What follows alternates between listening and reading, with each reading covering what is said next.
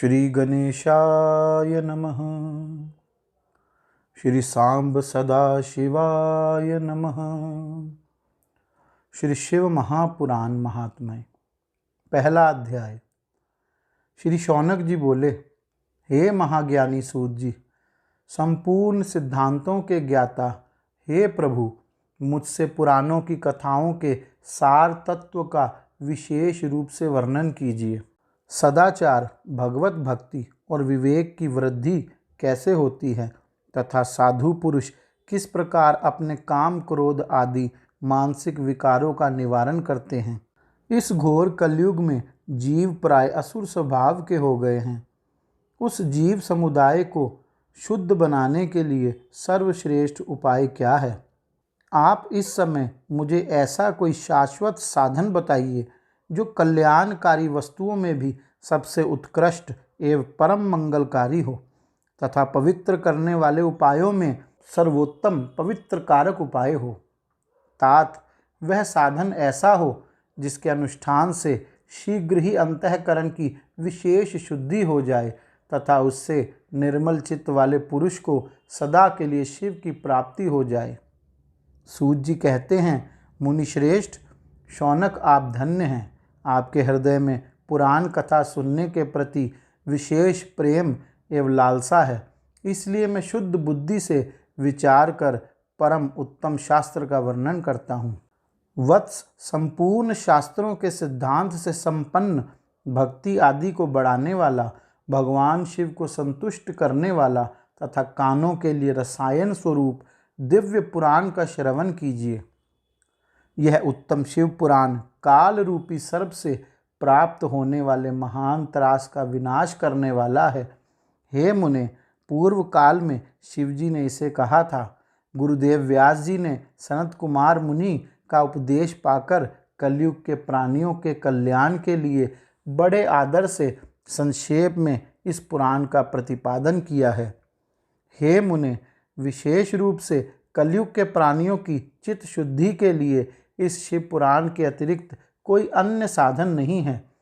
हे मुनि, जिस बुद्धिमान मनुष्य के पूर्व जन्म के बड़े पुण्य होते हैं, उसी महाभाग्यशाली व्यक्ति की इस पुराण में प्रीति होती है। यह पुराण परम उत्तम शास्त्र है। इसे इस भूतल पर भगवान शिव का वांग्मय स्वरूप समझना चाहिए और सब प्रकार से इसका सेवन करना चाहिए। इसके पठन और श्रवण से शिव भक्ति पाकर श्रेष्ठतम स्थिति में पहुंचा हुआ मनुष्य शीघ्र ही शिव पद को प्राप्त कर लेता है। इसलिए संपूर्ण यत्न करके मनुष्यों ने इस पुराण के अध्ययन को अभीष्ट साधन माना है और इसका प्रेम पूर्वक श्रवण भी संपूर्ण वांछित फलों को देने वाला है। भगवान शिव के इस पुराण को सुनने से मनुष्य सब पापों से मुक्त हो जाता है तथा बड़े बड़े उत्कृष्ट भोगों का उपभोग करके अंत में शिवलोक को प्राप्त कर लेता है। राजसूय यज्ञों और सैकड़ों अग्निष्टोम यज्ञों से जो पुण्य प्राप्त होता है वह भगवान शिव की कथा के सुनने मात्र से प्राप्त हो जाता है। हे मुने, जो लोग इस श्रेष्ठ शास्त्र शिव पुराण का श्रवण करते हैं उन्हें मनुष्य नहीं समझना चाहिए। वे रुद्र स्वरूप ही हैं, इसमें संदेह नहीं है। इस पुराण का श्रवण और कीर्तन करने वालों के चरण कमल की धूलि को मुनिगण तीर्थ ही समझते हैं।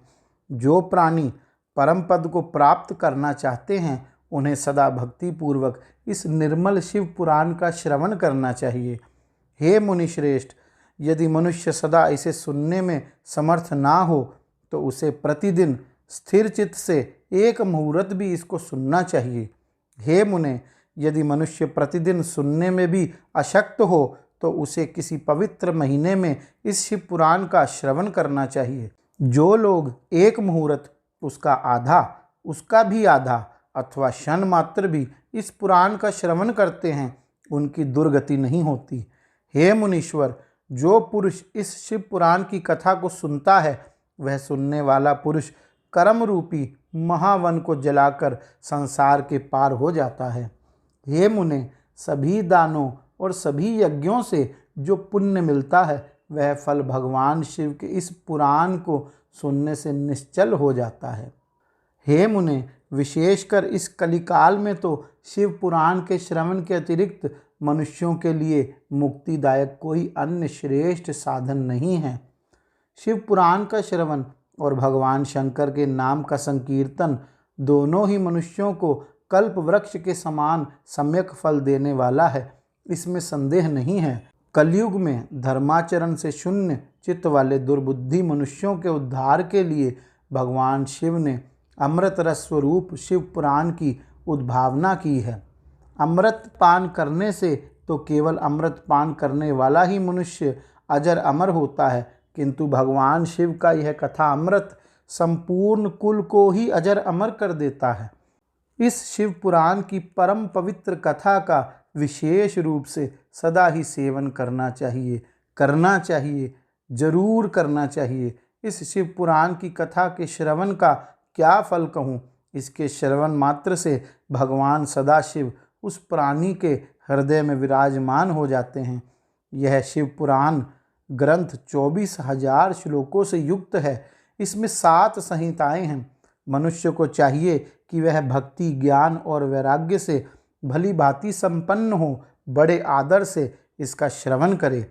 पहली विदेश्वर संहिता, दूसरी रुद्र संहिता, तीसरी शतरुद्र संहिता, चौथी कोटि रुद्र संहिता और 5वीं उमा संहिता कही गई है। छठी कैलाश संहिता और 7वीं वायवी संहिता। इस प्रकार इसमें 7 संहिताएं हैं। 7 संहिताओं से युक्त यह दिव्य शिव पुराण पर ब्रह्म परमात्मा के समान विराजमान है और सबसे उत्कृष्ट गति प्रदान करने वाला है। जो मनुष्य 7 संहिताओं वाले इस शिव पुराण को आदर पूर्वक पूरा पढ़ता है वह जीवन मुक्त कहा गया है।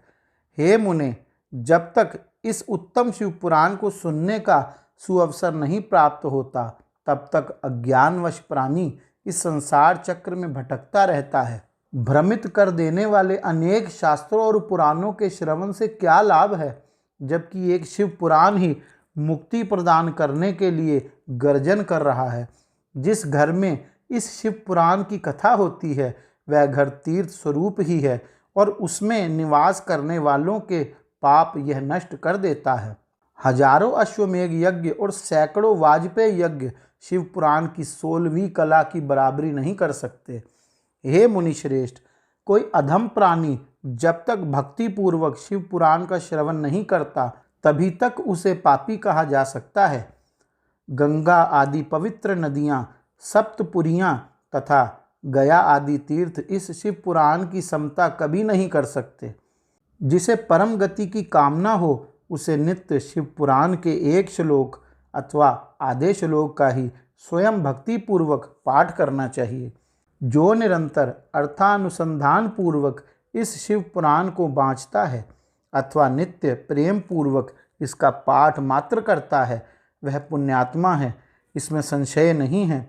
जो उत्तम बुद्धि वाला पुरुष अंत काल में भक्ति पूर्वक इस पुराण को सुनता है उस पर अत्यंत प्रसन्न हुए भगवान महेश्वर उसे अपना पद प्रदान करते हैं। जो प्रतिदिन आदर पूर्वक इस शिव पुराण का पूजन करता है वह इस संसार में संपूर्ण भोगों को भोग कर अंत में भगवान शिव के पद को प्राप्त कर लेता है।